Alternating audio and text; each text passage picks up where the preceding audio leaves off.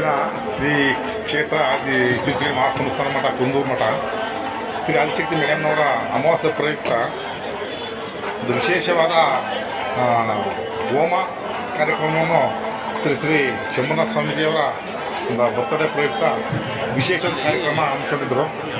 ಹಾಗಾಗಿ ಈ ದಿನ ವಿಶೇಷ ಪೂಜೆ ಮತ್ತು ವಿಶೇಷದ ಅಮ್ಮನವರಿಗೆ ಅಲಂಕಾರ, ಬೆಳ್ಳಿ ಅಲಂಕಾರ ಮತ್ತು ಪ್ರಸಾದ ವಿನಿಯೋಗ ಎಲ್ಲ ಕಾರ್ಯಕ್ರಮ ಇರುತ್ತೆ ಇವತ್ತು.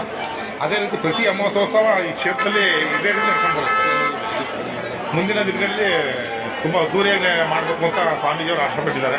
ಚೆನ್ನಾಗಿ ನಡೆಯುತ್ತೆ. ಇವತ್ತಿನ ಜನಸ್ತೋಮ ಕಡಿಮೆ ಅಂತ ಅಂದರೂ 25,000-30,000 ಜನ ಇದೆ ಕುಂದೂರು ಕ್ಷೇತ್ರದಲ್ಲಿ ಅಮ್ಮನವ್ರ ದರ್ಶನ ಮಾಡಲಿಕ್ಕೆ. ಹಾಗೆ ಒಂದು ಸಲ ನೋಡಿ ವೀಕ್ಷಣೆ ಮಾಡಿ.